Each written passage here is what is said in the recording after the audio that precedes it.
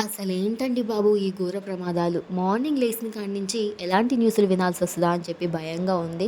మొన్నే Kaveri bus incident మర్చిపోకుండా కసిబుగ్గ టెంపుల్‌లో తొక్కిసలాటలో జనాలు కొందరు చనిపోయారు. అలానే ఇవాల్టికి ఇవాళ మార్నింగ్ హైదరాబాద్‌కెళ్తున్న ఆర్టీసీ బస్‌ని ఇంకా టిప్పర్ వచ్చేసేసి గుద్దేసింది. గుద్దేసిన వెంటనే ఇంకా డ్రైవర్ సీట్ ఎనకాల ఉన్న సీట్‌లో మనుషులందరూ చనిపోయారు. ఇది మాత్రం చాలా పెద్ద ఘోరమైన యాక్సిడెంట్ అనే చెప్పొచ్చు. ఇంకా ఆ టిప్పర్‌లో ఉన్న కంకరంతా లోపలున్న మనుషుల మీద పడిపోయి ఊపిరాడక కూడా చనిపోయారు కొందరు. ఇంకా బాధాకరమైన విషయం ఏంటంటే ఒక పసికందు తనతో పాటు తల్లి కూడా ఒళ్ళోనే చనిపోయింది.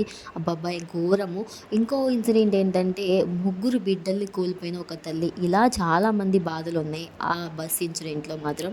ఇంకా ఇలాంటి సిట్యుయేషన్‌లు మళ్ళీ మళ్ళీ జరగకూడదని దేవుడిని గట్టిగా అంటే గట్టిగా మనమైతే కోరుకుందాము. అసలు ఎన్ని చూడాల్సొస్తదో మార్నింగ్ లేసిన కాడి నుంచి ఎలాంటి న్యూస్ వినాల్సొస్తదని బాధగా ఉంది నాకైతే.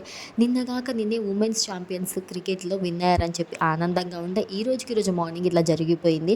ఇంకా అసలు ఇలాంటివి జరగకూడదని కోరుకుందాం. ఈ ఇయర్ అంతా ఇట్లా బ్యాడ్ ఇన్సిడెంట్లు జరుగుతూనే ఉన్నాయి. ఈ ఇన్సిడెంట్‌కి మెయిన్‌గా రోడ్లు అయితే బాలేదని చెప్తున్నారు అక్కడ స్థానిక ప్రజలు. ఈ రోడ్లు ఎప్పుడో శాంక్షన్ అయినాయంట. కానీ ఇప్పటి వరకు ప్రభుత్వాలు వేయలేదంట, పట్టించుకోలేదంట. అంతే కదా! మన ప్రభుత్వాలు చాలా మంచివి కదా! ప్రతిదానికి వెంటనే స్పందించేస్తాయి. మనకి మంచిగా అన్ని సౌకర్యాలు కల్పించేస్తూ ఉంటాయి కదా! అలాంటి ప్రభుత్వాల్లో మనం బ్రతుకుతున్నాం ఇప్పుడు. మీకు అర్థమవుతుందా? ఈ ఇన్సిడెంట్‌ని కూడా 4, 5 రోజులు హైప్ చేస్తారు. వాళ్ళ టీఆర్పీల కోసం, వ్యూస్ కోసం పైకి లేపుతూనే ఉంటారు.